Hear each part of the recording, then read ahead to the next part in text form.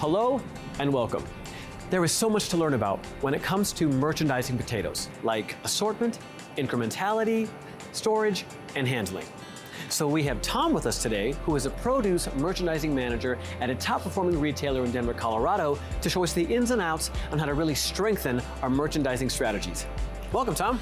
Thanks for having me. Thanks for being here. So, where would you like to start? You know what? Let's start with assortment. Key retailers across the U.S. that are really driving the potato sales are doing so by keying in on varieties of potatoes and also package sizes. Those really drive incremental sales. Now, when you're talking about variety, you are just talking about the different types of potatoes. Right, the medleys, the petites, the purples, those are all adding incremental sales to us every single day. Now, when you talk about incrementality, what exactly does that mean? Incrementality really is something that adds to the customer basket. They're normally buying a 10-pound bag of russets, and we have the medley sitting right next to them. They pick up that, and so we've added an incremental sell into that customer's basket. So basically, incrementality is when one product causes the consumer to buy another product. Absolutely. What about when the boxes of potatoes arrive? Let's just show you. Come on back. All right.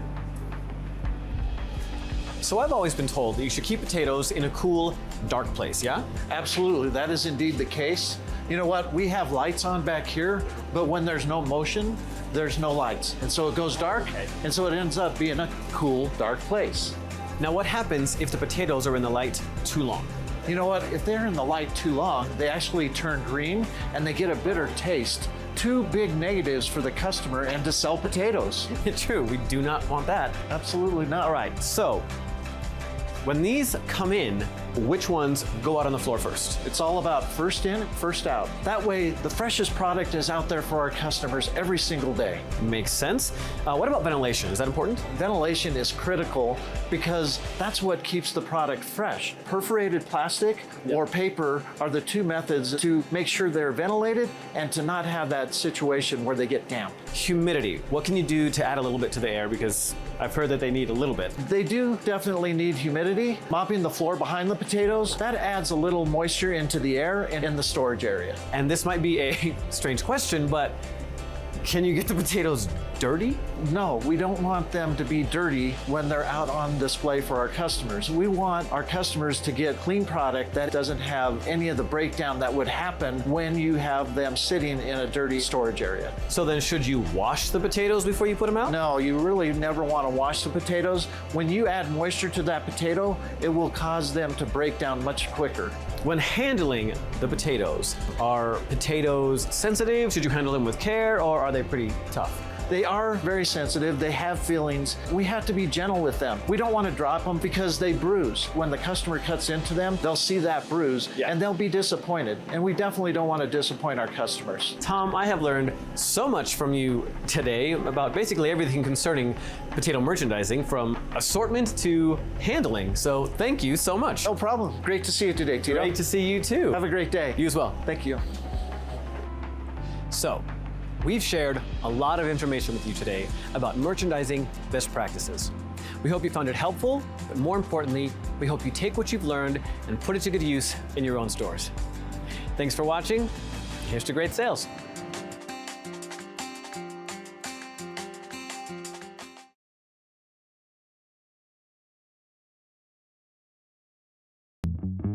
The glorious, the golden, the crisp, the fluffy, the U.S. fry, unlike any other. We're going to show you how this quality product, available to you year-round, gives you more servings per case, saving you more money, while giving your customers what they want. Hey there, I'm Chef RJ Harvey, Potatoes USA's Culinary Director. Let's start with the basics. Our growers, processors, and exporters provide fries that have a perfect golden exterior with a fluffy white interior. U.S. extra long fancy fries are made from quality U.S. potatoes, which are larger than competitor potatoes. U.S. fries have less moisture than competitor fries.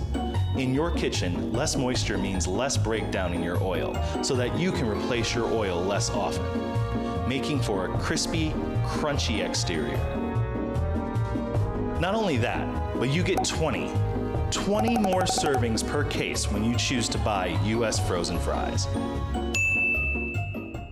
The difference is clear, but let's take a closer look. We're going to start off by measuring the European fries by volume and weight. Then we're going to do the same thing with the U.S. fries. Let's go ahead and start with the European fries.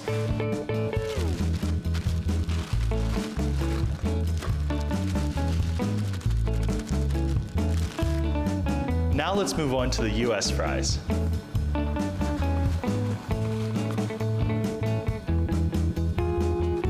As you can see, the U.S. fries weigh the same as the European fries, but take up so much more space with larger, more luxurious looking fries. Now let's take a look at that from another angle. First, we're going to pour the European fries into the cylinder. And now we're going to follow that with the U.S. fries. What you want to pay attention to here is the length, the shape, and how much volume these fries take up compared to the EU fries. Now these are the fries that I want in my kitchen. The best chefs in the world select U.S. potatoes for a reason. If you want to experience fries unlike any other from a place unlike any other, choose U.S. potatoes.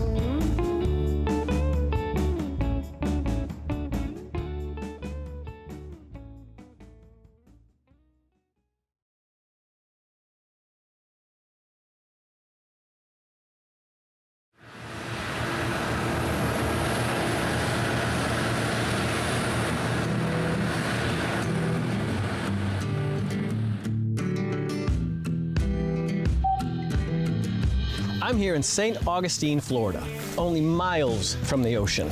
And I bet you'll be surprised to learn that potatoes are grown here.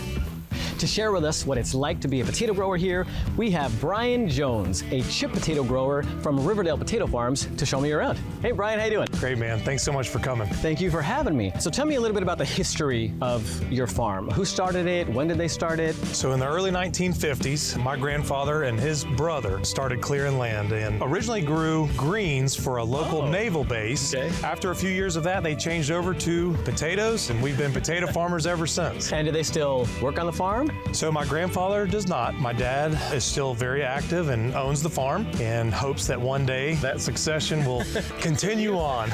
I've got 2 children, Carter and Cameron, and if they want to continue farming, it'll be here for them. We're letting them ride in the tractors and starting to learn a little bit about it. They come out and help me check irrigation and drain pipe. So they get to have the fun. They get the fun part. What do you and your family like to do when there's no work to be done? We love being on the water. So whether it's the St. Johns River, whether it's heading out to the ocean and walking on the beach, if we can get out and play, that's what we're gonna do. All right, so what do you want to show me first? It's harvest time, so I think we ought to check that out. All right, show me. All right.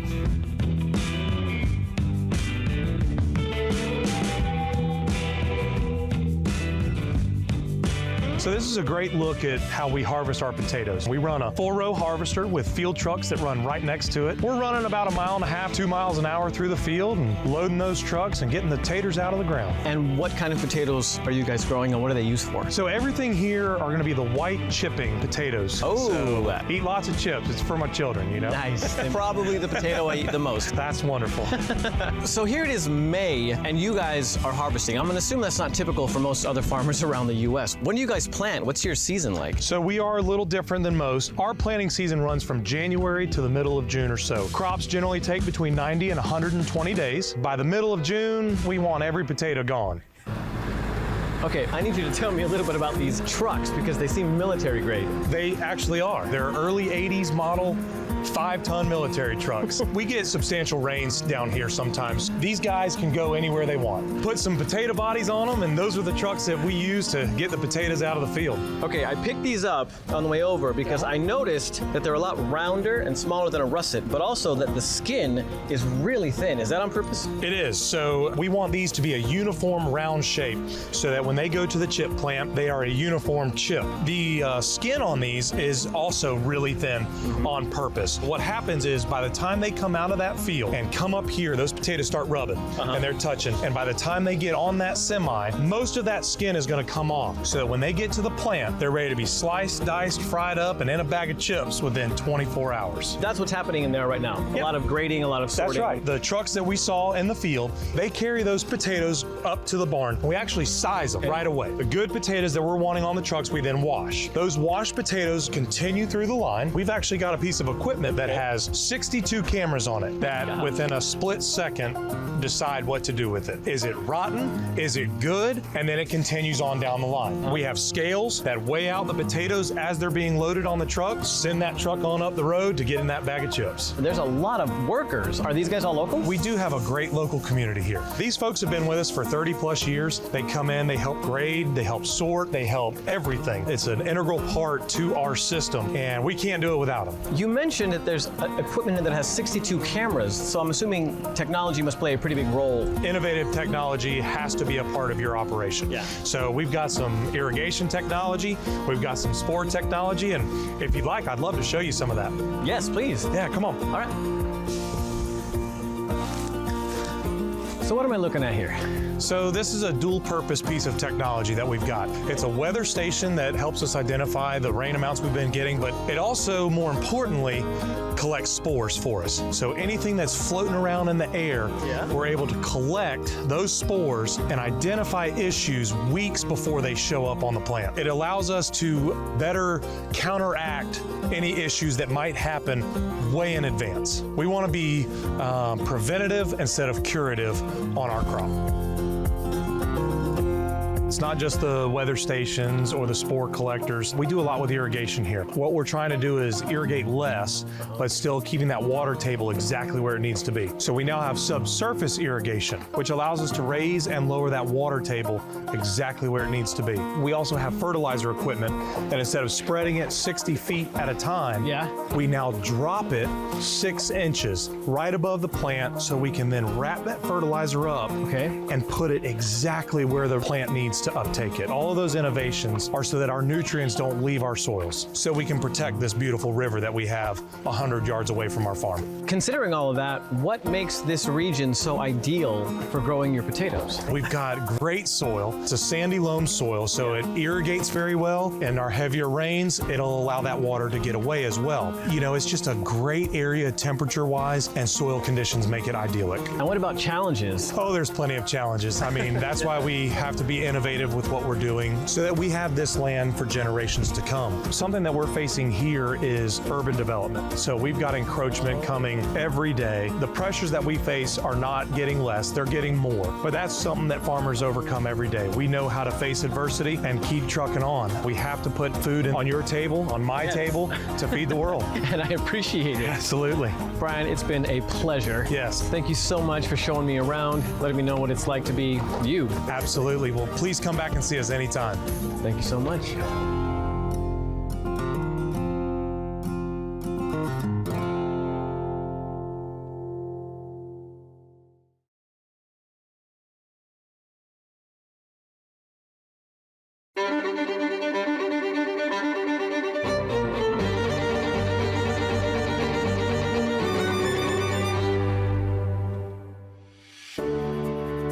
Takeout and delivery has become a necessary part of business for all food service operators. I'm Chef RJ Harvey, Director of Culinary here at Potatoes USA. And joining me today, I've got Chef Riley and Chef Miguel, and we're gonna show you how potatoes can be a powerhouse delivery and takeout option for your menu. Takeout and delivery has definitely taken our country by storm. More consumers are deciding that they have the ability to have their favorite restaurant meals at home, whether that's through a third-party delivery app directly to their doorstep, or whether that's them picking up that restaurant meal. So we're just really trying to highlight the best ways that operators can use potatoes to up their to-go business. Yeah, and we have exciting recipes to go with those potato products. We have a burger paired with fries, chicken pot pie, orange chicken and waffles, and we also have our potato chip nachos. All of these are going to travel really well, and they're easy for the operators to execute. You can use frozen potato chips as an alternative to regular nacho chips that you commonly use to do a topped and loaded build. So they come in frozen, and then we're going to fry them in-house. You get that fresh, house-made chip flavor, but without the labor of hand cutting. And then we're pairing those with a queso dip that is being topped with some barbecued pulled pork, a little bit of diced tomatoes, and some black olives. It's gonna be really lovely. So we're gonna do the exact same thing that you did here, but we're gonna set it up for takeout and delivery. We already have our crispy kettle chips ready to go. We've already packaged up the tomatoes, the green onions, and the black olives. And now what we're gonna do is take that warm queso dip, and then from there we just put a lid on it. And then what we're going to do is do the same thing with our pulled pork. Now you can see we're ready to go for our third-party delivery. These two hot items get packaged together with the chips here, and then the cold items get packaged separately so that customer gets it at home, they just need to assemble it. For takeout and delivery, we recommend that food service operators go with a coated fry. That batter is going to give you up to 30 minutes of hold time, and it really retains the heat and the crispiness better than an uncoated product. If you're going to pack an order with fries, you want to make sure you're using really well ventilated packaging. You don't want any steam buildup because condensation will make your fries soggy. So you're going to want to put things like burgers or hot items towards the bottom of your bag, and just put your fries up towards the top of the bag so they can stay nice and ventilated. Waffle fries are really cool because they're so big that it gives you a lot of opportunity just to bring global flavors into potatoes. You can take orange chicken, like what we're doing today, and put that on top of waffle fries. It doesn't have to be rice. You can take beef and broccoli and put that on top of some curly fries for a wonderful entree that is absolutely inspiring to your customer base. The top 3 tips for potato quality for takeout and delivery is definitely make sure that your staff is well trained on how to properly execute each one of your recipes and the proper cooking techniques for each one of those potato products. Make sure that you're packaging your takeout and delivery options properly and appropriately. choose the right potato product for your operation and for your takeout and delivery model. You don't always have to rely on fries or any type of crispy potato for your takeout and delivery options. So today we're using frozen mashed potatoes that come in fully prepared. All you have to do is put those into a pastry bag, and then we're piping those on top of a really wonderful and delicious chicken pot pie filling. Frozen mashed potato works perfect for takeout. The ingredients that are gonna go great for a mash are common ingredients that you're gonna have in your back of the house. Operators have an obligation now more than ever to make sure that that quality that they would have at their dining room table is being delivered at that same level in front of their customers at their homes. And it just comes down to what are you looking for your specific operation, what are your food cost needs, and also what are your labor constraints. No matter what, you can find a potato product for you. There's a potato for everybody. Potatoes go with everything. So for more great recipes like this and other terrific tater takeout options, check out spudsforchefs.com.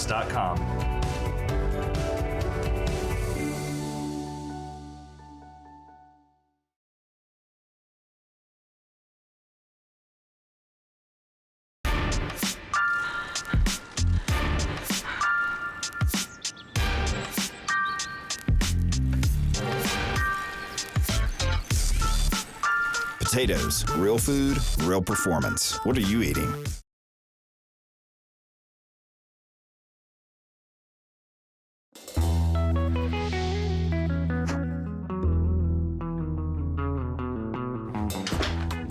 Today, we are joining Molly in her kitchen, and we're going to talk about all the different types of potatoes. And we're also going to show you some favorite ways to prepare them. Hi, Molly. Hi, Tito. It's nice to meet you. It is so nice to meet you. Now, we understand that you are an expert on potato types. Yes, and I'm happy to share my knowledge. So why don't we start with the russet, which to me is just the iconic potato. Russet potatoes are great for baking and roasting. With their thick skin and light, fluffy center, they make a perfect side or main dish. Oh, all right. And what do we have here? We have a fresh out of the oven baked potato. Well, that is delicious. Now let's talk reds. Red potatoes are the second most purchased potato at the grocery store. They are great in salads like this beautiful salad we have here. They have a thin skin and remain firm throughout the cooking process. That is yummy. All right, now, let's move on to my favorites, the yellow potatoes. They're my favorites as well. Yellow potatoes have a buttery flavor and a creamy texture. Here we've got some perfectly whipped garlic mashed potatoes. These look amazing. And they are. Now, I see two very similar types of potatoes. These are the yellows, and these are? These are white potatoes. Whites are the most neutral tasting potato, and they hold up well when cooking. We used white potatoes today to make grilled potatoes. And what are these little ones? These are petite potatoes. Petite potatoes are just a smaller version of the russet red, yellow, and white potatoes. And here's a wonderful stew we've created with these petite potatoes. They have a little bit more concentrated flavor. Now, what is this colorful combo? This is a medley. Medley is a combination of russets, reds, yellows, whites, and occasionally purples. And we prepared the medleys as oven roasted potatoes. Thank you. That is so good. But I want to know about these purple potatoes. Well, purple potatoes have an earthy flavor, a medium skin, and a vibrant color. They're absolutely tasty when steamed or added as color on top of a green salad. Now, tell me about these unique looking things. These are fingerlings. Customers love their nutty and buttery flavor and firm texture. So what can you do if a customer's recipe asks for one specific potato and they're out of stock? You can really cook a potato in any dish you prefer. But if a potato is out of stock, you want to think about what the end consumer is using it for. For instance, if you're making mashed potatoes, you want to use a russet or a yellow versus a petite. When the consumer wants a shorter prep time, a fingerling or a petite is a great option versus cutting up a russet. And then when making something like a potato salad, you want to use a firm potato like a red versus a softer potato like a yellow. Thank you so much. This has been so fun and even more informational. It's been so nice to meet you. You as well. And I hope you are feeling a little bit more well-versed in the 8 different types of potatoes, their best uses, and some ideas for substitutes when a store is out of stock. Thanks for watching.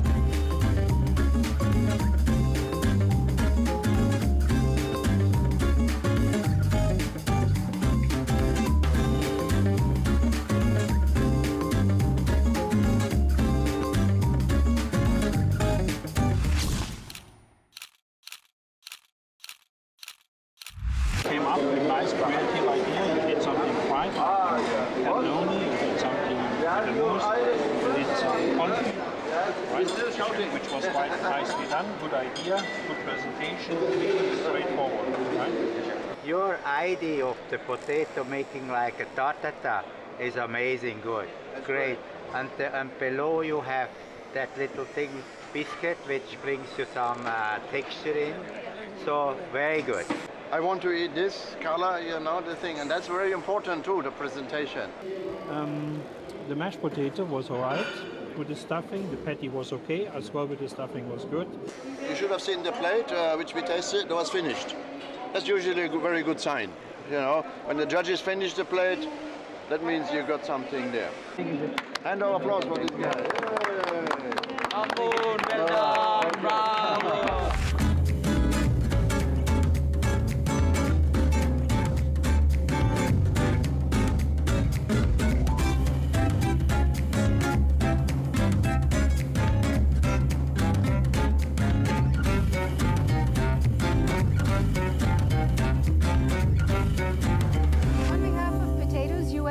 GCC, thank you so much for joining us this week at Expo Culinaire, World Chef, and Salon Culinaire.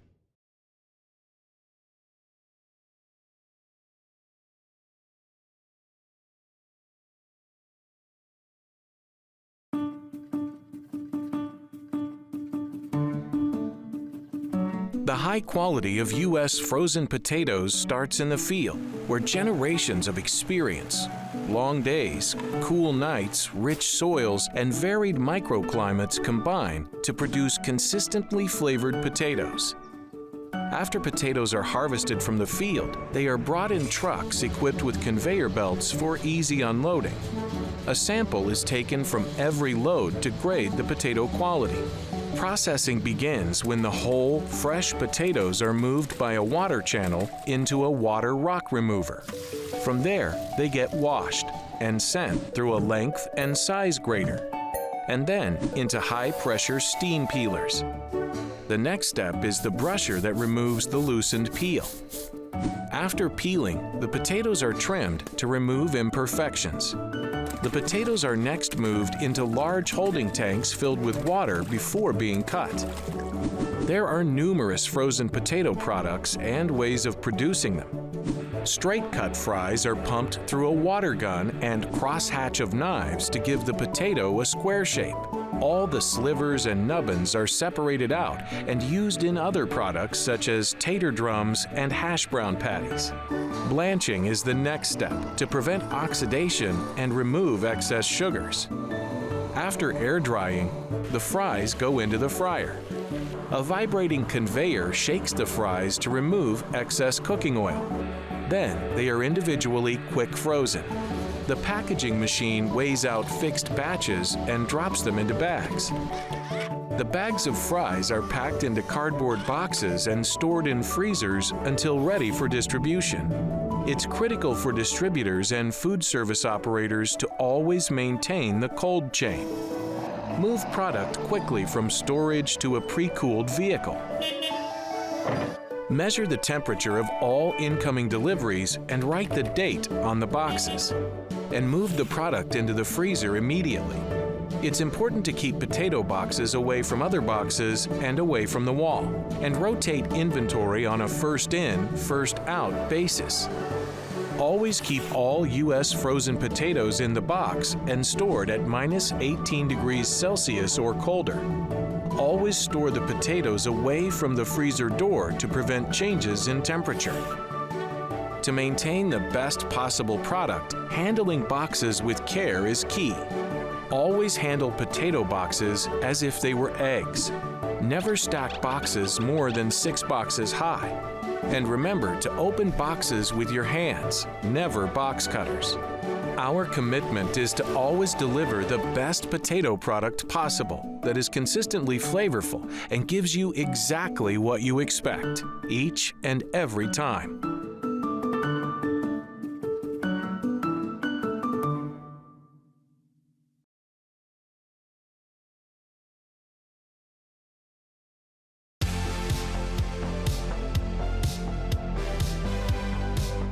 Looking for incredible dishes that are going to be great for your students that are on the go? Perhaps you're looking for vibrant, fresh, new inspirations for your cafe. I'm Chef RJ Harvey, Director of Culinary here at Potatoes USA, and with me is the nutrition guru herself, Miss Dale Hayes with School Meals That Rock. And today we're going to showcase some wonderful, wonderful potato salads, moving potatoes to the center of the plate, showcasing you how potatoes can help you win in your operation.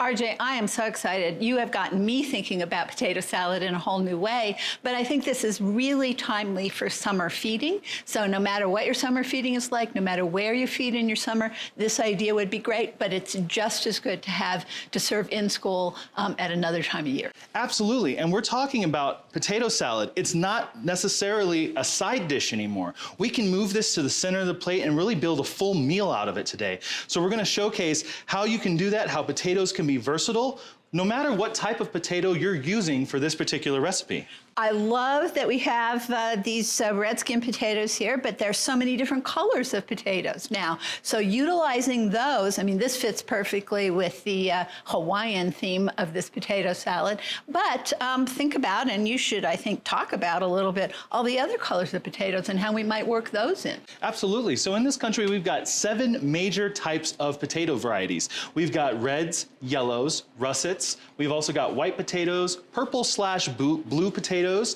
and then we also have fingerlings and petites. So you can really have fun with all these different shapes, sizes, colors of potatoes. You don't have to stick with just one type. You can integrate different potatoes together to get some more colors going on and just make it fun, right? You got me thinking.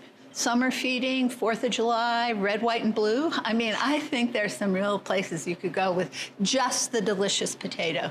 You know, we've got some wonderful dishes like that on our website, Dale, and potatogoodness.com is a great resource for all of those incredible potato inspirations, so I really implore everybody to check that out. Absolutely. While we're talking about the different types of potatoes, let's talk about the different flavors. So today we're going to focus on Hawaiian-style potato salad, where we've got some diced ham, some diced pineapple.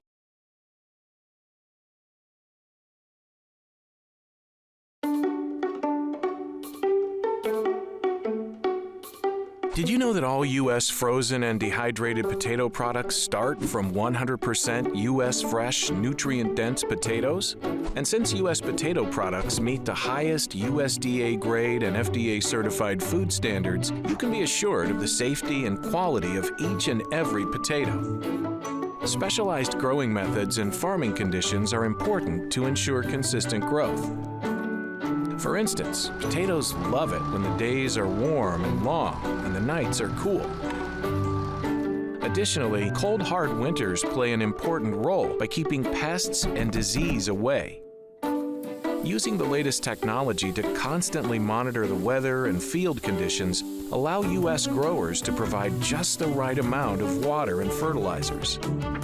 What's more, state-of-the-art storage facilities make it possible to have a healthy supply of potatoes year-round. The potatoes used for frozen and dehydrated processing are planted in the spring and harvested in the summer and fall.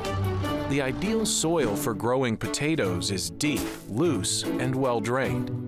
The ideal temperature for cultivation is between 10 and 18 degrees Celsius. It's also important to know that U.S. potatoes are only planted on the same field every 3 to 4 years to keep the soil healthy. To begin the planting process, seed potatoes are cut into pieces. After the soil is tilled, the seed pieces are loaded into planting machines, which place them at the right depth before being covered with rich, fertile soil. Irrigation is used throughout the growing season to ensure that water is precisely applied, not too much and not too little. The development of the potato can be broken down into 4 distinct growth stages. Stage 1 begins with sprouts developing from the eyes of the seed potato and ends when the sprout first emerges from the ground. During stage 2, the leaves, branches, roots, and underground stems, also known as stolon, are formed. This is when the tubers start to develop. In stage 3, the tubers expand by using the water and nutrients from the soil, and blossoms appear. Stage 4 is reached when the potatoes reach maturity. The vines turn yellow and die. To prepare for harvest, the potatoes are left in the ground for a few weeks. This causes their skins to thicken and set. The thicker skin improves the potato's resistance to bruising and scuffing and extends its shelf life after harvest. Highly specialized and automated machines separate the potatoes from the soil and rocks in large volumes. The potatoes are loaded into large trucks, which transport them from the field to be sorted and stored. The potatoes are stored in climate-controlled facilities until they're ready for processing. Specialized growing methods and farming conditions produce reliable results you can always count on.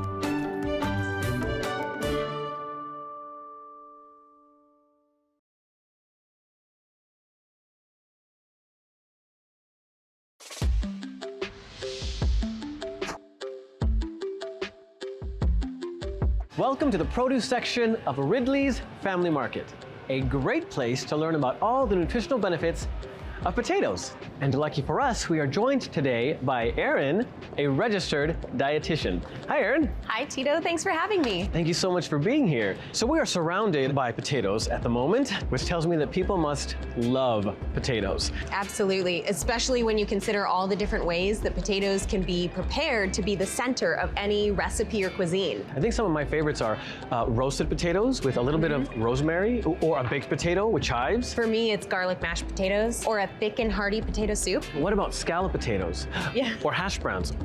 Potato salad. We could go on and on. Oh, we really could. Most people would agree potatoes are delicious, but I bet you they don't realize they're also nutritious. True. So a medium potato with the skin has 30% of the daily value of vitamin C, which helps boost our immune system. A tomato only has about 20%. So a potato has more vitamin C than a tomato. Wow, okay. And most people realize that bananas are good sources of potassium. Yes. But guess what? A medium potato has 15% of the daily value of potassium, where a banana only has about 13%. And what does potassium do for us? Here, let me show you.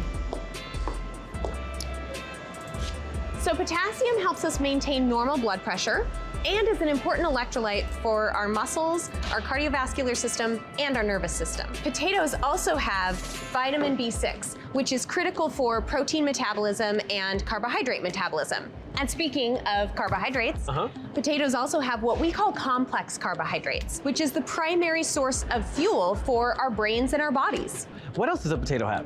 Potatoes have 2 grams of fiber, which, among other health benefits, fiber helps us feel fuller longer. Okay, so that's 5 nutrients. Are there others? Yes. Potatoes also have 6% of the daily value of iron, which is important for building the protein in our bloodstream that carries oxygen to our muscles throughout the body. In fact, this medium potato has more than half of the iron in this 3-ounce beef patty.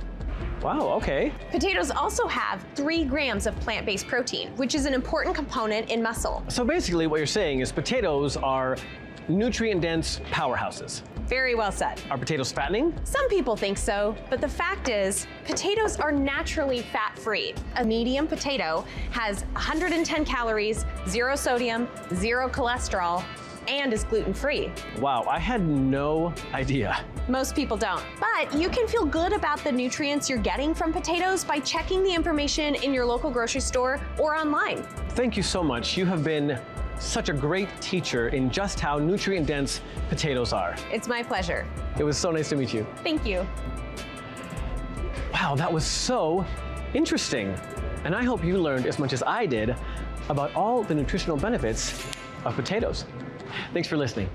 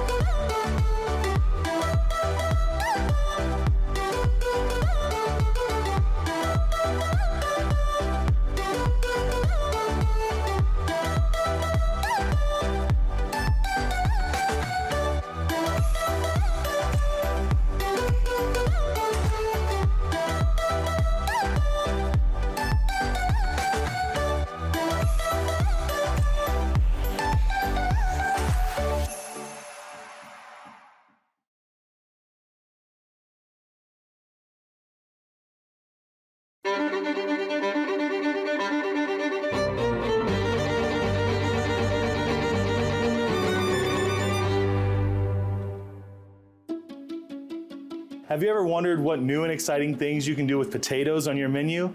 Hi, I'm Chef RJ Harvey, Director of Culinary for Potatoes USA, and joining me today is my good friend, potato expert Chef Leif Benson. So we're here today to talk about swaptions. Swaptions are basically us taking a standard ingredient, but instead we're placing in various potatoes or various potato products in lieu of those standard ingredients. I think there's some great applications for pretty much any form of pasta using potato because it's adding a different uniqueness to it, a creativity and a textural differences that I think is awesome. Today we're taking yellow potatoes and we're spinning those on a vegetable sheeter. After that, we're then slicing them into the thickness of the noodles that we like. Today we're gonna go with the tagliatelle, so a really nice thick cut noodle. And then we're gonna take a nice scoop of noodles here, and you wanna cook them until they're fairly al dente or to your texture, whatever you like. And we're gonna toss those in a pesto cream sauce and serve those up alongside some chicken parm. That chicken parm is not any chicken parm. We're actually using a gluten-free breading using dehydrated potato flakes as that crispy exterior that you get that we all love. If you don't want to go through the process of making your own potato noodles, or you don't have the equipment in your back of the house, I love to reach for curly fries. Curly fries make for a great base, like what we're doing today with some delicious slow-simmered bolognese sauce. We're going to take that bolognese and we're going to put that over top, and then add a little bit of ricotta cheese, some fresh basil. Taking it into a marinara or even putting a ratatouille on top, so adaptable to have the curly fries as being a pasta substitute. The amount of time that those fries are in the fryer is significantly less from the time it takes to boil pasta. When you're subbing out, not only are you giving your customers a gluten-free option, but you're also cutting your labor costs at the same time. Here, what we're gonna do is we're taking crispy curly fries and we're tossing those in cinnamon sugar, and then we're pairing those with a Mexican hot chocolate shake. Nutmeg, cinnamon. I think any type of dessert application with cream, chocolate, potato, awesome. This pairing not only hits that nostalgic moment of dipping fries, hot and crispy, into an ice-cold, frothy milkshake, but it's also a play on global flavors. So some easy ways to move potatoes towards the center of the plate are you can use potatoes as a vessel, as a sandwich carrier. Guests are now demanding gluten-free options more and more. And so hash brown patties are a really great way to help meet that guest need. Well, today we have a delicious turkey club where we're taking 3 crispy hash brown patties. Not only is it adding texture, but it's also a fun play on words. We love to call it a spudwich. Moving potatoes to the center of the plate from an operational point of view, obviously a profit-driven thing because it's replacing, in many cases, high-cost proteins that are becoming unreasonably expensive nowadays. So everybody's always excited when they learn about how to turn potatoes into wings. So what we do is we take fresh potatoes and we cut them into pieces that resemble wings. After those wings are crispy, we simply toss them in whatever type of wing sauce you'd like. The textural crispness of the outside, the creamy inside, a couple dipping sauces, moving into that kind of circle is very satisfying into a bar concept, a snack concept, frankly, even an entree concept. I love potatoes taking that role, and it's not hard to do because potatoes are that versatile. So for more great recipes like these and other great potato swaption ideas for your menu, go to spudsforchefs.com.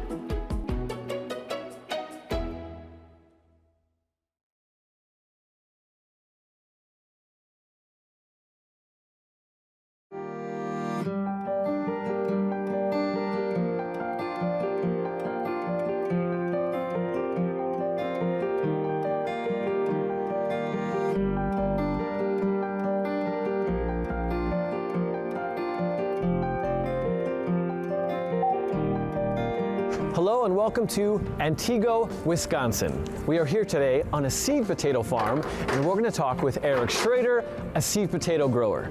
Hey, Eric. Hey, good to see you. You as well. Thanks for having us here. So tell me, how many generations has your family been seed potato growers? So we are a 5th generation farm now with me and my brother and 2 cousins. 5th generation. So who started the farm? That would be Charles Schrader back in 1879. You guys have been growing since 1879. It was a little smaller back then. We did a few other things, but yes, 1879 is when the farm was homesteaded. And do you think with 5 generations of growers before you that this helps you grow superior potatoes? I mean, having my dad and his brothers around is certainly helping us. We wouldn't be able to do it without them right now. My mom Gina is also on the farm. Nice. You don't want to forget mom. I can't. I get in trouble. There's plenty of knowledge being passed down, and hopefully we're able to gather that and use it. So what's going on here today? So we're shipping out to a few customers in central Wisconsin today, and then at the other farm we're shipping out to Canada. Can I take a look? Yeah, let's go take a look. All right.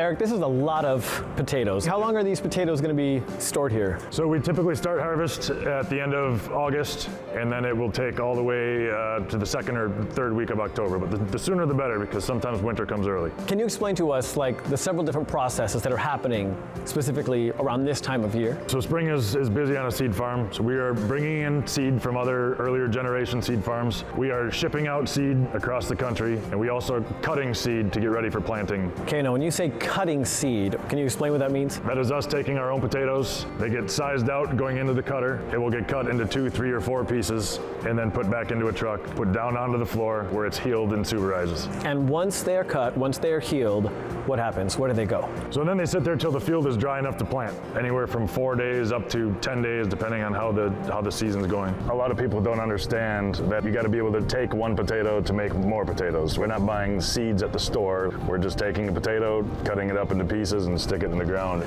And where are you shipping all of these potatoes? Florida, Texas, California, Washington, anywhere that grows potatoes, we ship seed potatoes. But we also wash potatoes in November, December, January when we're not shipping seed potatoes. Well, I've seen everything that happens once a potato is out of the ground.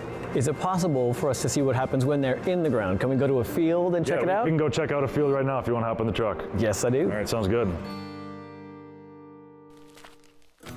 You guys have a lot of buildings on this property. Yeah. But what is this right here? So this is my grandma's idea. This is our potato museum where we have all kinds of antique farm equipment. She just wanted to show us how hard it used to be and how easy us kids have it now. Potato museum, that's amazing. And is this open to the community? Yep, so we'll do school tours throughout the summer, and then we've had some out-of-state groups come through as well. So you guys must be pretty big in the community then? Yeah, we are. I coach my son's sports teams, and my cousin serves on the school board. And then we also have a women's boutique in town where we also sell potatoes.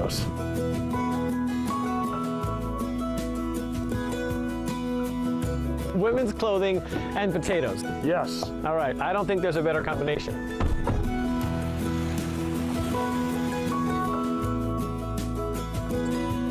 So we talked a little bit about previous generations, but I think I want to know about future generations. So do you have kids? Yes, I have a son, Parker, who's 8.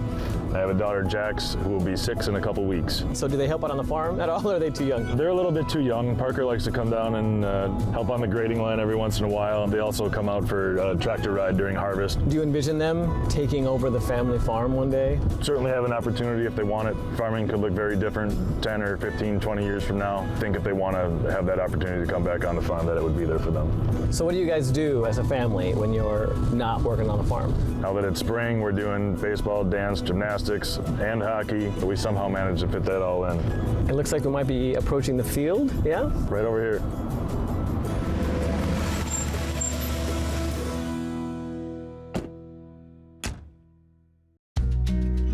Well, this is beautiful. Obviously not a potato field yet, but a little cold, a little wet. This would be an old oat crop from last year. What makes this particular region so great for growing your potatoes? So northern part of Wisconsin, and the Antigo area specifically, is more isolated from commercial growers. Most of the acres up here are dedicated to certified and foundation seed. It's free of disease, it's free of mixture, so we're not bringing that in from other areas. Today has not been great weather-wise. Is this something that happens often? Does it concern you? It's been a cold, wet spring. We've still got snow on the ground, and planting season's probably going to get pushed back a week or 10 days compared to what it typically is. What characteristics would you say are requirements for being a farmer? So we've talked about patience and perseverance, and then adaptability, changing from rain to snow, or having 4 trucks cancel on you in a day, or having somebody show up unexpected. You always got to be ready to adapt. Where do you see your farm in 10 to 20 years? That's a long ways out in terms of farming. Maybe we'll be back farming with my kids. We like to keep growing. We like to keep getting better. Maybe we'll be growing half as many acres because we'll be twice as efficient. Who knows? Could you see yourself doing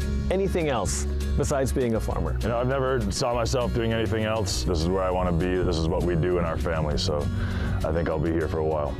Now, are you ready to make me some potatoes? Yeah, let's go have dinner. It'll be great. Yes, please.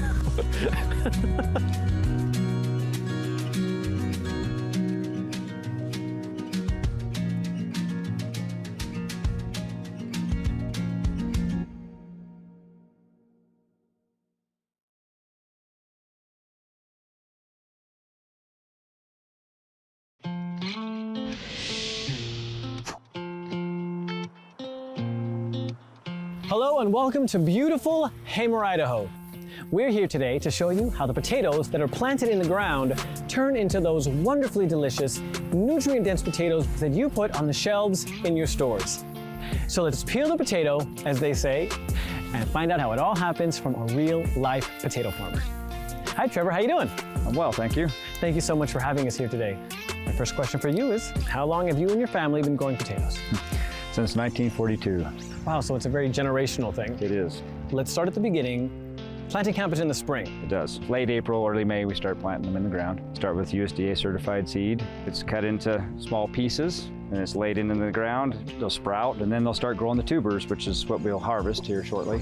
Do you reuse the same field year after year? No, they're never in the same field year after year. It's always 3 to 4 years or more, depending on the field and what crops we're rotating in. Then water is hugely important. Water is huge. The water has to be consistent and uniform through the growing season to have a nice uniform shaped potato. Now I'm assuming that weather must play a pretty big role. The nice cool nights here where we're at and the cool days that don't get super hot are really important for the plant to grow well.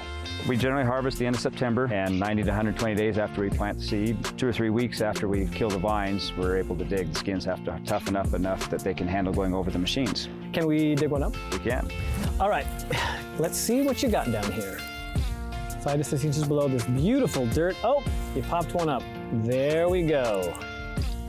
Wow, all those months of hard work and this is the result. All right, now my next question is, can we jump on a harvester? You can. Let's go do it. All right, before we jump on, tell us what we're going to be seeing. What's this machine do? Well, this machine separates the dirt, vines, and other debris in the field from the potatoes and loads the clean potatoes into the trucks. And it does that all automatically? It does it automatically. All right, Trevor, well, here we are in the dark, and you guys are still hard at work. So once those trucks are full of potatoes, they're taken either to a storage facility or a packing shed. And this behind us is which? This is a storage facility. Storage facility. And can we check it out? You bet. All right. Let's do it. Oh, that is a mountain of potatoes. So what can you tell me about this storage facility? This storage shed manages the humidity and temperature until we're ready to send the potatoes to market. How many pounds of potatoes would you say this holds? This storage facility holds 6 million pounds. That's incredible. When we're ready to go to market, they go to a packing house where they're washed, sorted, sized, and packaged to be delivered to your local grocery store. So I should go check out a packing shed? Yeah, I should go check it out. My friend John will show you around. All right, I think I will. Ah, you must be John. I am. Welcome.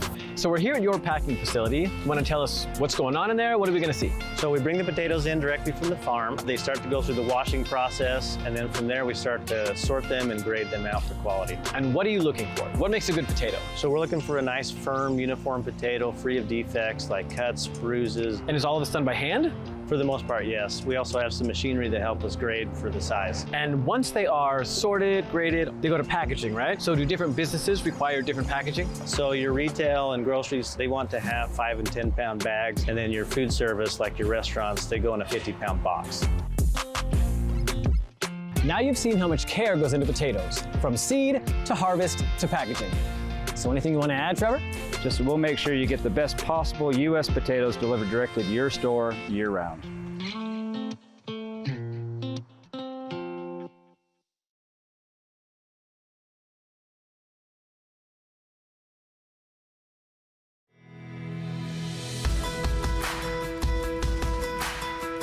Did you know dehydrated potatoes are 100% whole potatoes, just minus the water?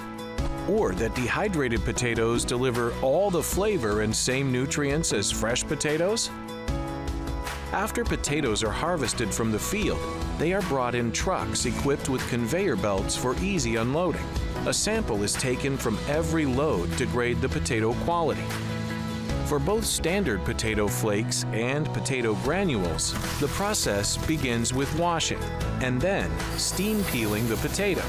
The potatoes are then sliced into approximately half-inch slabs. From here, the potatoes are pre-cooked. Next, the potatoes are cooled. From here, potatoes are cooked via direct steam injection in a screw conveyor vessel.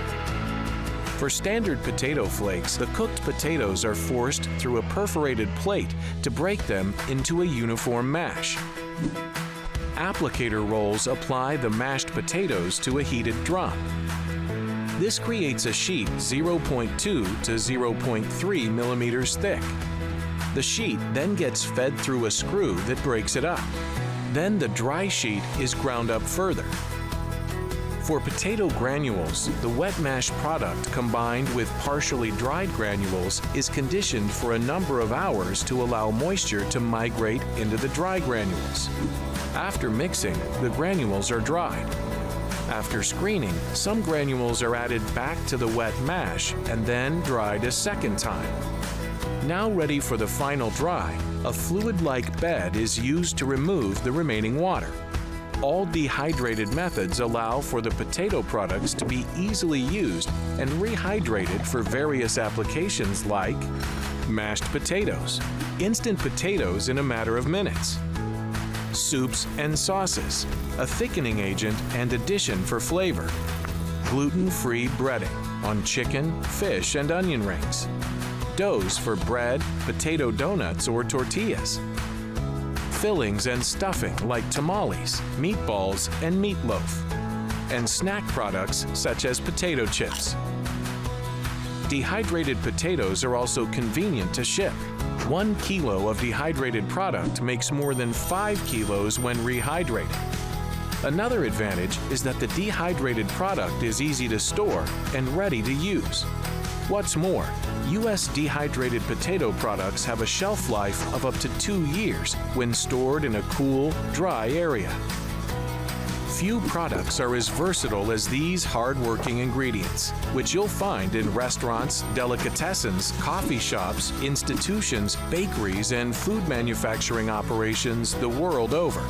They offer as many reasons for using them as there are ways to use them.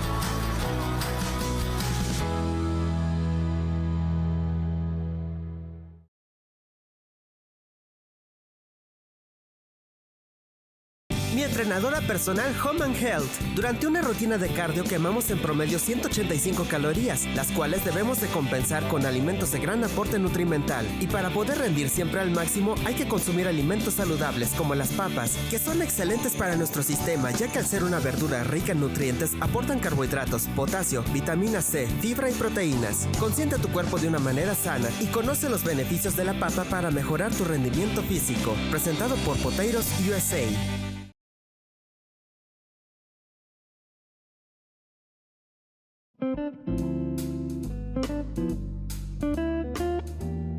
Breakfast and brunch just got better. We're using processed potatoes. That's right, America's favorite vegetable in the form of frozen tater barrels in this incredible breakfast frittata. Using these processed products is gonna help save you time and help you get on your day that much faster. I'm Chef RJ Harvey. Not only am I a certified executive chef, but I'm also a registered dietitian. Let's go ahead and get into the ingredients for this incredible breakfast/brunch potato frittata. This recipe comes together super quick, and we're gonna start off with just a little non-stick spray into our non-stick pan, and we're gonna be utilizing frozen processed potatoes today. Processed potatoes and processed foods in general get a really bad rap. It's a great way to lock in nutrients, it's a great way to seal in wonderful flavor, but at the same time, it saves you a lot of time in the kitchen. A lot of processed products are already cooked, so that reduces the amount of cook time that you have in the kitchen. These potatoes are gonna go right into the pan. And then from there, we're gonna season them up, really boosting the flavor that much more. So we're gonna add in some chopped rosemary and just sprinkle that all over the top. We've got that chopped fresh thyme, and you can use dried herbs. There's nothing wrong with that. Just be sure that you reduce the amount because dried herbs tend to be a lot stronger than fresh herbs. We're gonna season these with some salt, as well as some freshly ground black pepper. So now that these wonderful time-saving potatoes are in the pan, let's move on to our eggs. We're gonna start off by adding our fat-free half and half into our eggs.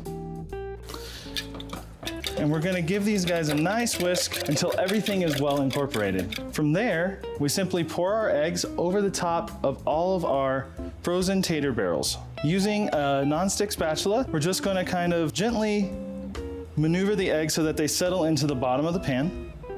And now we're gonna add in those roasted tomatoes. And this is a great way, combined with those frozen potatoes and the eggs, to get a really nice, well-balanced meal. All that's left is to bake our wonderful frittata. Our frittata is out of the oven. We're gonna go ahead and add on our fontina cheese. Scatter it all over the top here. And then from there, it's back in the oven.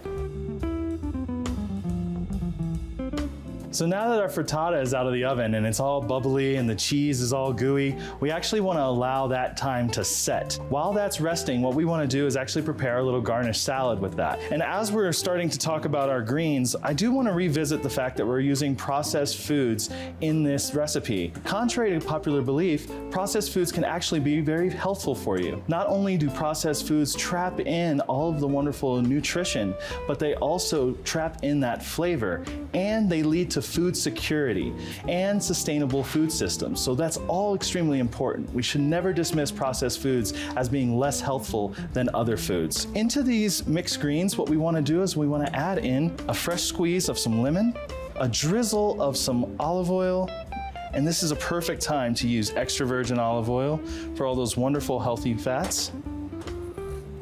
A little bit of fresh sea salt, and just give this a quick little toss. And we're just gonna put a nice little mound of these onto the plate, and then carefully move it over to our plate.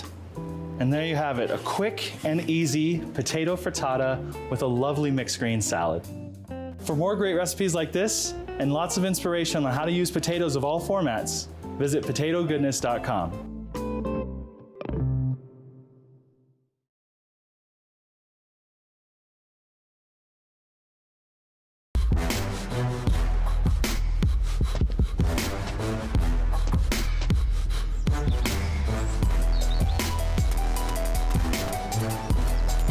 Potatoes, real food, real performance. What are you eating?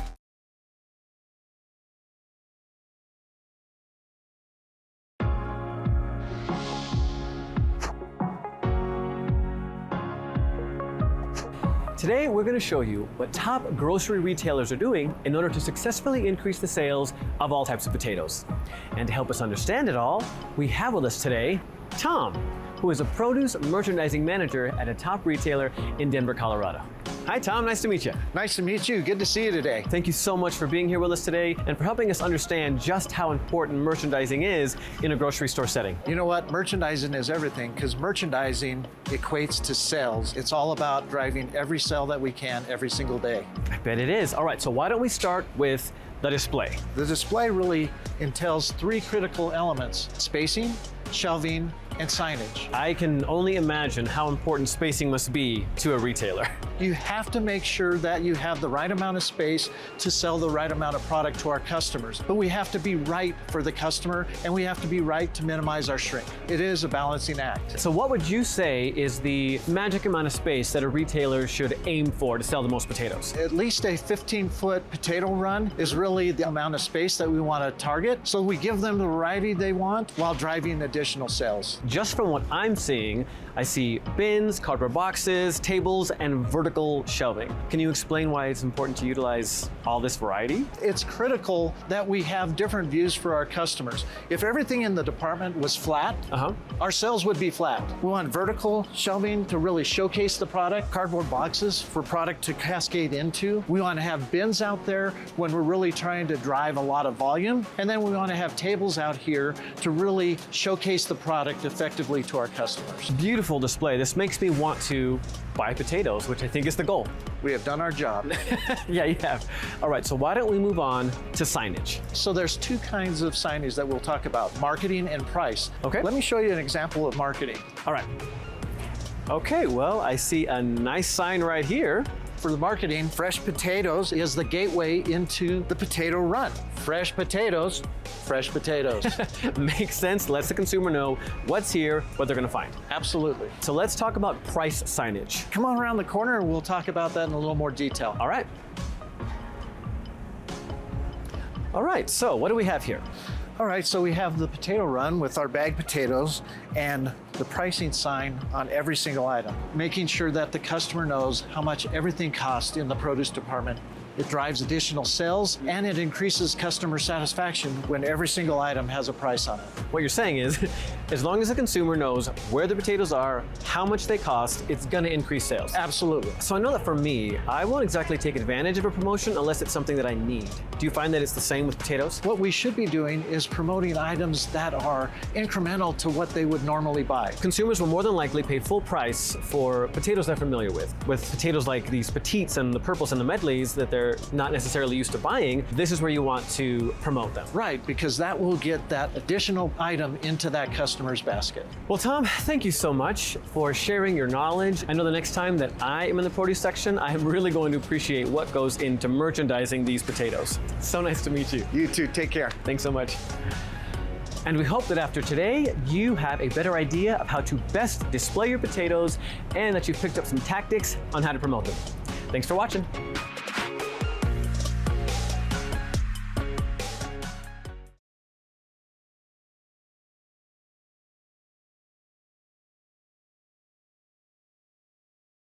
안녕하세요, 베스타입니다. 오늘은 고강도 인터벌 트레이닝을 할 예정인데요. 제가 운동 효과를 높이기 위해 어떤 음식을 섭취하는지도 알려드릴게요. 운동을 끝까지 완료하고 지친 몸을 회복하기 위해서는 운동 전과 후에 필수 영양소를 섭취하는 것이 정말 중요해요. 저는 미국산 감자를 꼭 섭취하는데요. 미국산 감자는 복합 탄수화물, 칼륨, 식이섬유, 비타민C의 훌륭한 공급원이라 최상의 운동 성과를 위해 꼭 필요한 저의 운동 파트너랍니다. 감자의 영양소가 운동 효과를 어떻게 높일 수 있는지 설명드릴게요. 150g 정도의 중간 크기 미국 감자에는 일일 섭취량의 9%인 탄수화물 26g을 함유하고 있는데요. 탄수화물은 근육에 에너지를 공급해 운동 수행 능력을 높이고 운동 후 근육의 회복을 돕는 주요 에너지원이에요. 또 미국 감자에는 일일 권장 섭취량의 15%인 620mg의 칼륨을 함유하고 있는데요. 칼륨은 심장의 박동을 정상으로 유지해주고 근육과 신경계 기능을 정상으로 유지하는 일을 돕는 중요한 영양소랍니다. 마지막으로 감자에는 일일 권장 섭취량의 30%인 27mg의 비타민C를 함유하고 있어요. 비타민C는 체내에서 항산화 기능을 수행하여 활성산소를 안정화 또는 제거함으로써 세포 손상 예방에 도움이 돼요. 이렇게 우리와 같이 운동하면 이들이 꼭 섭취하면 좋은 감자의 영양소, 이동 중에도 간단하게 먹을 수 있는 방법이 있어요. 바로 이번에 새롭게 출시한 포테이토 퍼포먼스 에너지바를 드시면 돼요. 감자 영양소를 여기에 모두 꾹꾹 눌러 담았기 때문에 운동 전후에 드시면 운동 성과를 더욱 높일 수 있어요. 그럼 우리 포테이토 파워로 더욱 열심히 운동해요. 파이팅!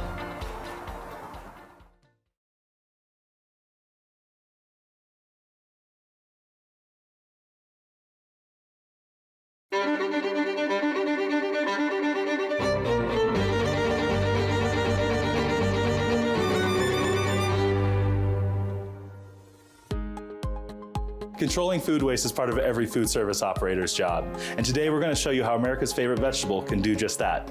I'm Chef RJ Harvey, Director of Culinary with Potatoes USA. And with me, I've got my good friend, food waste expert, Chef Daniel Asher. Thanks for having me. So some of the benefits of utilizing some already cooked potato products on your menu is you already have it in-house. There's very little labor that you have to do to repurpose a wonderful cooked potato item. There's so many different ways to utilize it and to coax different flavors, different bases, different sauces, different finishing moves, all from one fantastic ingredient. For example, already cooked mashed potatoes make a wonderful appetizer by forming them into little patties. We're topping those with a little bit of Canadian bacon, a beautifully poached egg, a little hollandaise sauce. Sometimes I actually refuse to put it on a brunch menu because I know how popular it'll be. You as a chef are really responsible for decreasing your overhead costs, but also increasing the amount of profits. Ka-ching! Everybody loves a crispy hot baked potato, but when you have leftover baked potatoes, there's not really a lot that you think about of doing with them. A baked potato, once you wedge it and you have that great surface area of already creamy, beautiful potato on the inside, drop that in the fryer. You've got this awesome crunch on the outside and this creamy, beautiful, delightful potato in the middle. These are gonna fry up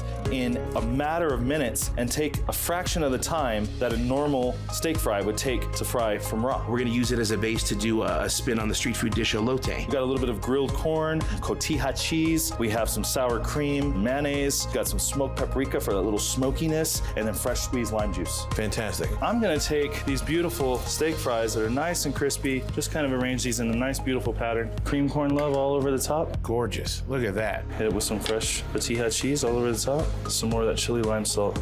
You're gonna be like, nachos, what? I think scraps get dismissed by chefs because it's the easy thing to do to simply throw it away. You have someone set up at their station and they're sitting there peeling potatoes for an hour and a half. In most kitchens, that's just going right into the compost bin, right? We can turn these into a delicious bar snack by simply tossing them with a little bit of olive oil, a little salt and pepper, something salty that's crispy and delicious. That's also gonna help up your bar sales too. And if you're running a culinary operation where you're having the mindset towards potato skins be so elevated, how is that impacting the rest of your equation from the front door to the back? One of the things we don't often think about are how food scraps are unintended in our kitchens. Take a bag of tater barrels or tater drums, for example. Your cook takes those to the fry station, they leave them there for 2 to 3 hours, however long service is. By the time your service is done, you're left with items that are already slack thawed, that are going to not be optimal quality. We can repurpose that by simply taking those scraps of those tater drums or tater barrels, crumbling them, baking those in the oven until they get nice and crispy, and seasoning them with something wonderful like a chorizo spice. Mocking that texture of a chorizo, adding vinegar powder, roasted chilies, garlic, onions, wonderful flavor profiles to turn those little crumbled bits into addictive, craveable bites. That chorizo spice tater drum can then be topped on a myriad of different things. That's the reason why chefs even exist in the first place. It's to repurpose different parts of food into something that is delicious and extraordinary, using our talents to the fullest extent. Why do we approach expensive proteins using this theory of nose to tail utilization? Why don't we look at a potato as top to root utilization? Something that we have the power to do every day. So for more great recipes like this and other ways to control your food costs and reduce food waste, visit spudsforchefs.com.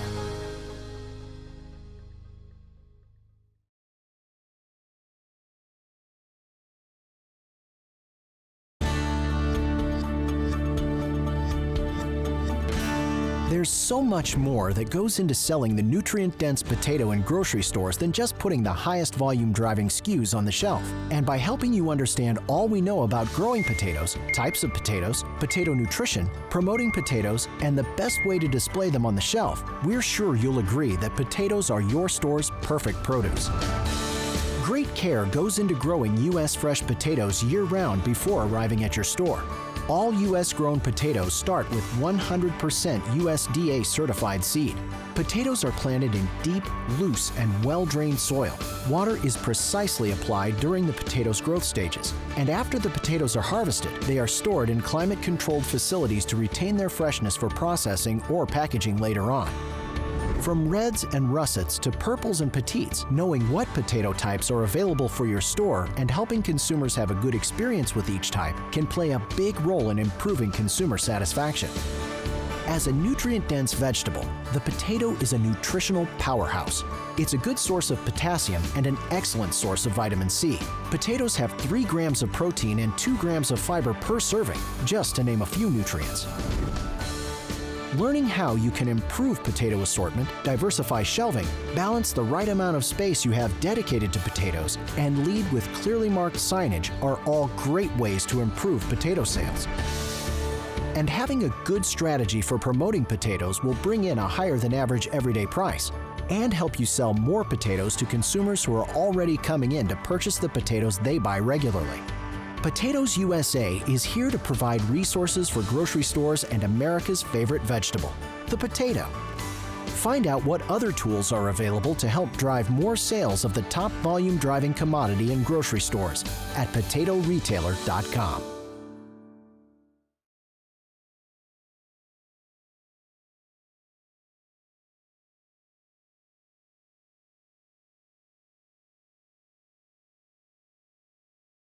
for incredible breakfast dishes to serve to your students, whether that's breakfast at lunch, breakfast in the classroom, second chance breakfast?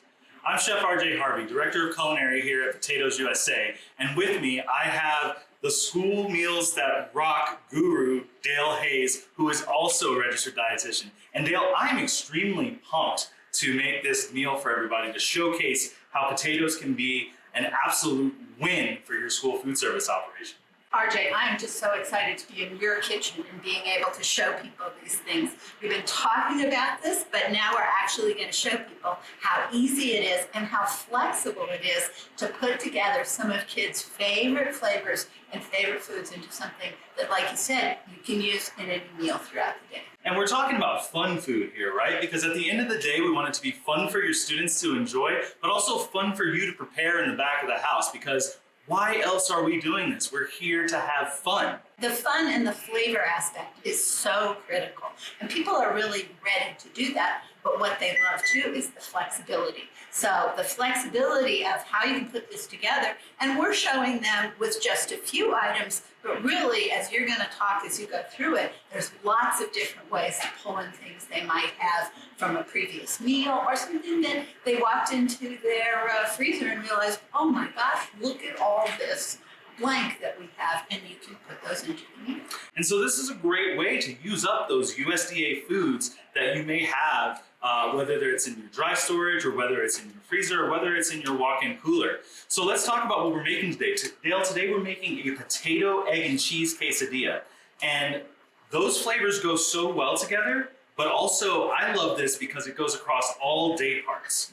And what we're seeing now is that kids have breakfast sometimes at school, but some high schools now are doing that middle of the morning breakfast for kids who maybe didn't get to school on time, but really need something to eat so they've got enough energy and enough brain power for the rest of their day. Absolutely. So why don't we go through some of the ingredients that we have here. So obviously for a quesadilla, you need to have some tortillas, and today we're using these whole grain tortillas, and these are beautiful, beautiful tortillas, nice and soft and pliable, right? So those are gonna make up the base of our dish, but we also can't forget about America's favorite vegetable, potatoes. And we're using potatoes today in the form of tater drums or tater barrels, but really you can use any type of potato product that you have on hand, right? So if you have hash browns, for example, that maybe you served at a previous meal, say it was breakfast that you had those and you wanted to do breakfast for lunch, you could utilize that for this. You could also use a diced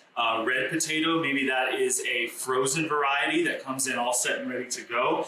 You could utilize mashed potatoes for this too as well. That would be an easy solve for you to spread across and then add some different textures in there. That'd be fun.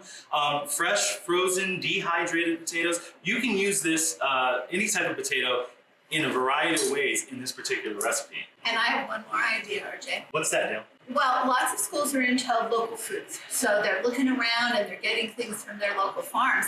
And potatoes, some of those fingerling potatoes, some other new potatoes, you could cut those up and make them sort of like home fries and put them right into this. Absolutely. Well, I know I'm getting hungry, so why don't we go ahead and get through this recipe here too, because I want to start cooking. We do have some scrambled eggs, right? So this is a great way to repurpose scrambled eggs from your breakfast, which I think is great. Or, just make up some fresh batch scrambled eggs and you're good to go. I mean, these come together very quickly. Shredded cheese, right? I think just about anybody has shredded cheese, so it doesn't matter what type you use. That's going to add to the deliciousness of this dish, right? And you got to have cheese in a quesadilla. And then, of course, Dale, we've got our items on our tray, right? Well, and I think what you're going to see here is that once you put together and you've sort of got this entree, your potato, egg, cheese quesadilla, then the other components that go with it are natural. You've got your salsa, that's another quarter cup of vegetable there. You could use USDA food salsa, or you could make your own salsa or use another commercial brand. We've got some strawberries to match up here, but you can use almost any other fruit with that. And you've got your milk. So everything else, all the other components that you need are going to go into this quesadilla that RJ is going to put together. And it's so quick. That's what I love. Very quick to do. In fact, we're going to show you this on a single serving version, but I want you to think about this from how you're going to do this operationally in your kitchens. So instead of doing this in one skillet, you're probably going to do this on your flat top. So the best way to do it would be to build all of your quesadillas ahead of time. Hold those on sheet pans on your speed rack inside your kitchen, inside your cooler. You could even do that the day before, which is a great way to save time, great way to save labor. And then when you're ready to cook for service, you roll that whole speed rack out right next to your flat top and you're ready to cook. Matter of minutes, you'll have some great quesadillas out there for your students, but it also sets you up for proper batch cooking. So you can continue to cook throughout your lunch period service without having quesadillas that get dried out or the cheese starts to chill too much. Nobody wants to have a quesadilla where the cheese isn't stretchy and gooey and delicious, right? The thing about this is, and the way you're going to layer it when you put it in, when you build it, I think the layers also help with that texture. Absolutely. So nothing could be simpler. We're just going to take a little bit of pan spray and we're going to mist the bottom of our pan. And of course you would do this on your flat top. And then we're going to put our tortilla right down in the bottom and you can already start to hear it start to sizzle. From there, here's the trick, Dale. You want to take your cheese and put that down first. So we're going to put down 2 tablespoons or 1 ounce of our shredded cheese. And this is going to start to melt the cheese, which is going to be great. We just want to spread that cheese out in a nice little even layer so it kind of gets to all nooks and crannies of our quesadilla. And again, I like the fact you said you can use any combo of cheeses that you have on hand. I love the pepper jack idea because that would add a little spice, a little nice, right? to it. Yes. Then we're going to go ahead and we're going to add in our eggs, and we're just going to use a 2 ounce portion scoop for our eggs. And so there's your meat alternate component right there, combination of the cheese and the egg. Absolutely. And then lastly, for our vegetable component, we're actually going to use a 1/2 cup serving of our tater drums or tater barrels, or any type of potato that you want to use. But what's great about this is we're pairing this with that 1/4 cup of salsa, Dale, and that's going to allow us to hit our vegetable servings for this particular meal. So right here you've got your grains, you've got your meat alternate, and with the potatoes and the salsa, you've got vegetables. Absolutely. And so by now, this is just about done. The cheese is all melted, but what we want to do is we want to make sure that these eggs get a little bit of heat to them. So what I'm going to do is I'm going to just take this and I'm going to fold it over.